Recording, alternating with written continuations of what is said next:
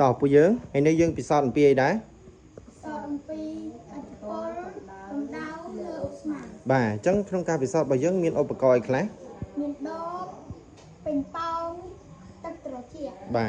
cho mình vô มีดอกเป้าหันตะกร้า บ่าจังtrongដំណើរការពិសោធន៍របស់យើងពួកយើងធ្វើមិនខ្លះតែយកអីដាក់អីគេ vô tắc vô đọt đọt ដបនិងពេញប៉ោងដាក់ចូលទៅក្នុងទឹក ត្រជា ត្រជាក់ហើយមីងយូយកដបនិងពេញប៉ោងដាក់ចូលទៅក្នុងទឹកក្តៅតោះឥឡូវពួកយើងអាចចាក់ទឹកក្តៅជាយើងចូលមកបើកមួយ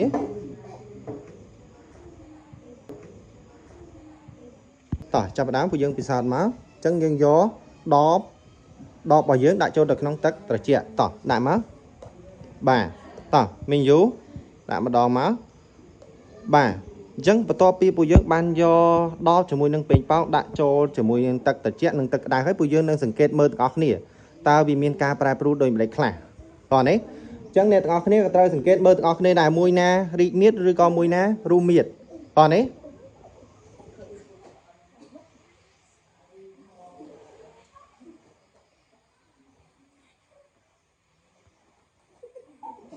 តើពិនិត្យមើលទាំងអស់គ្នាមកពិនិត្យមើល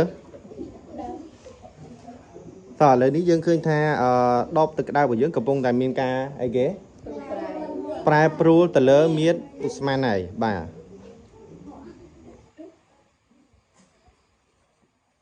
តែកុំលេងវាទុកឲ្យវាដើរខ្លួនឯង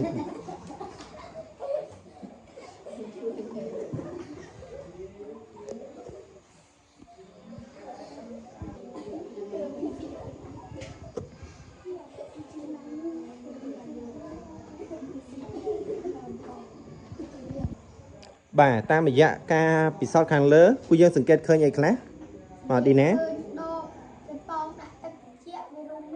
បាទអញ្ចឹងយើងសង្កេតឃើញថាពេទ្យប៉ោងនៅពេលដែលដាក់ទឹកត្រជាក់ទៅឃើញថាត្រូវទឹកត្រជាក់ឃើញវានៅរួមមៀតដដែលចុះមិញយូបន្ទាប់ពីបានសង្កេតឃើញនៅពេលដែលត្រូវទឹកក្តៅវាមិនដែរវាប៉ោងមីណាពេទ្យប៉ោងនឹងវារីកមៀតឡើងបាទអញ្ចឹងយើងអាចសន្និដ្ឋានបានថាអតិពលនៃកម្ដៅទៅលើឧស្ម័នវាមានការប្រែប្រួលកាលណាតែវាត្រូវកម្ដៅធ្វើឲ្យឧស្ម័ននឹងរីកមៀតតែកាលណាតែវាត្រូវនឹងទឹកត្រជាក់ធ្វើឲ្យឧស្ម័ននឹងវាអីគេនៅរួមមៀតដូចនឹងដបដែលដាក់ធុងត្រជាក់ហើយនឹងដបដែលដាក់ទឹកក្តៅនឹងតោះនេះអូខេបាទអរគុណច្រើន